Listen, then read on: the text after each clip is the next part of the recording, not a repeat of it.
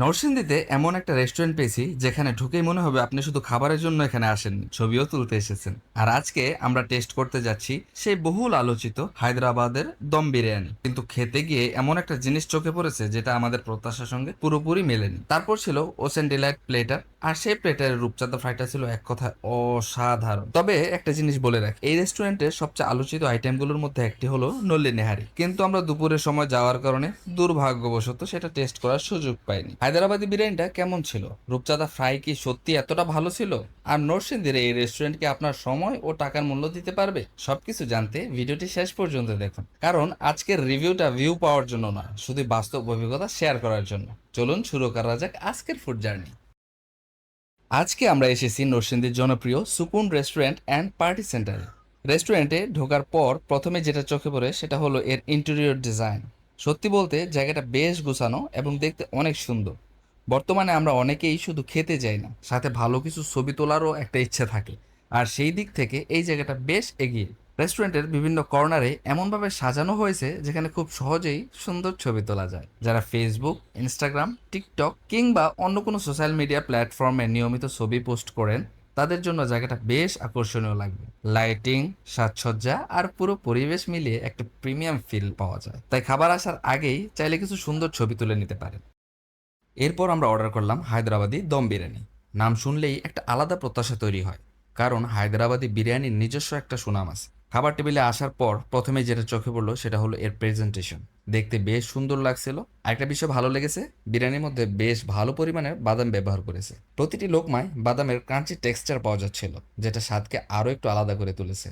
বাসমতির ফ্লেভারটাও মোটামুটি ভালো ছিল, মশলার ব্যালেন্স খারাপ না। তবে একটা জায়গায় আমার কিছুটা হতাশ লেগেছে, সেটা হলো মাংসের পিসটা আমার কাছে একটু বেশ শক্ত মনে হয়েছে। যদি মাংসটা আরো সফট এবং জুসি হতো তাহলে বিরিয়ানির অভিজ্ঞতা আরো ভালো হতো। তবে সামগ্রিকভাবে বলতে গেলে বিরিয়ানিটা খারাপ না। বিশেষ করে যারা বাদামযুক্ত একটু ভিন্ন ধরনের বিরিয়ানি পছন্দ করেন তারা এটা ট্রাই করতে পারেন। আজ হায়দ্রাবাদি বিরিয়ানিটা আমরা দুজন শেয়ার করে খেলাম। আমরা দুজনের জন্যই পারফেক্ট ছিল। হালকার মধ্যে এক প্লেট থেকে আমরা দুজন শেয়ার করছি। দুজন আমার অলরেডি মনে হয় এতটুকু খাবার চলে যাবে দুপুরের লাঞ্চ। সো একজনের কোয়ান্টিটি অনেক বেশি থাকে। হায়দ্রাবাদি বিরিয়ানির মধ্যে উইনার হচ্ছে কাবাব। এই কাবাবটা best, one of the best.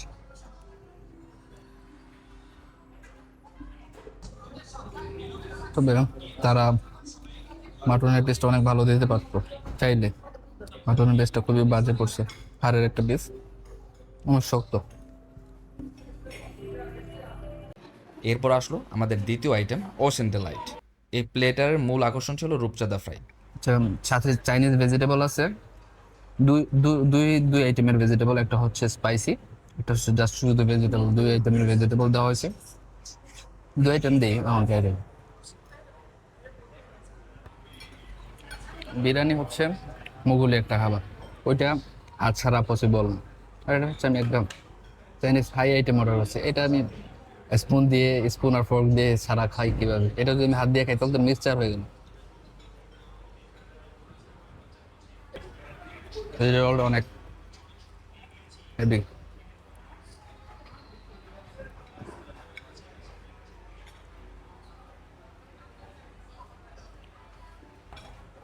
এই হোয়াইট সবজিটারে বাংলাদেশের জাতীয় থাই সবজি হিসেবে ঘোষণা করে দেওয়া উচিত। কারণ এই সবজি এখন ঘরে ঘরে, আমার ঘরে প্রায় এই সবজিটা বানানো হয়। রেস্টুরেন্টের মধ্যে এখন আর সেই স্বাদ পাই না বাসায় খাইতে খাইতে।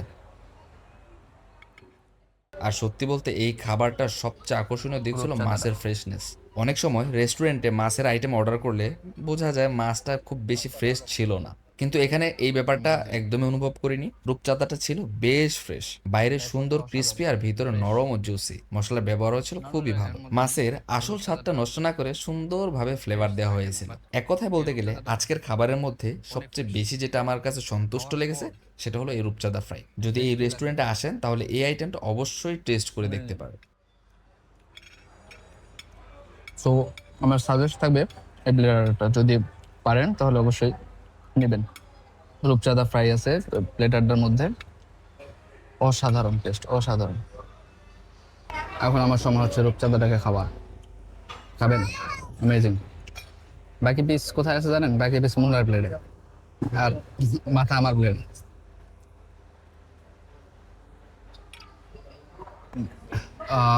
সামুদ্রিক মাছের একটা যদি মাছটা নষ্ট হয়ে যায় তাহলে খোলার পরে একটা বাজে একটা স্মেল পাবেন। এটা যতই ভাজুক ওই স্মেলটা যায় না। কিন্তু যদি ফ্রেশ হয়, ওয়েল প্রিজার্ভ ফ্রেশ হয়, তাহলে আপনি ওর মধ্যে যা শুধু মাছের একটা ফ্লেভার পাবেন। অ্যামেজিং। আপনাদের দেখাই ফ্রেশনেসটা। অ্যামেজিং। হুম, আরে amazing। আজকে ট্যুরের উইনার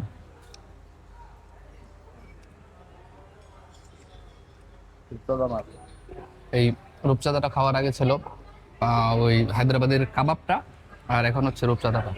কি অবস্থা, কেমন? অ্যামেজিং। ভালো। যদিও আমরা সব খাবার ট্রাই করিনি, তবে এখানে আরও কিছু জনপ্রিয় আইটেম পাওয়া যায়, যেমন মহারাজা প্লেটার, আরাবিয়ান খ্যাপসা আর নল্লি নেহারি। এই আইটেমগুলো অনেকের কাছে বেশ জনপ্রিয়। বিশেষ করে নল্লি নেহারি নিয়ে অনেকেই ভালো রিভিউ দিয়ে থাকেন। দুর্ভাগ্যবশত দুপুরে যাওয়ার কারণে আমরা সেটা খেতে পারিনি, তাই ভবিষ্যতে আবার সুযোগ হলে শুধুমাত্র নল্লি নেহারি টেস্ট করার জন্য এখানে আসা যেতে পারে। এই সুকুন রেস্টুরেন্টে আমার বাসার পাশে হইতো, সপ্তাহে 2-3 বার তো আমার ওয়াইফ আমার পকেটের অর্ধেক টাকা খরচ করে ফেলে। ভালো হয়েছে এটা দূরে। দূরে কোথায়? নরসিংদী। সবকিছু মিলিয়ে যদি পুরো অভিজ্ঞতার কথা বলি, তাহলে সুকুন রেস্টুরেন্ট আমাদের কাছে মোটামুটি ভালোই লেগেছে।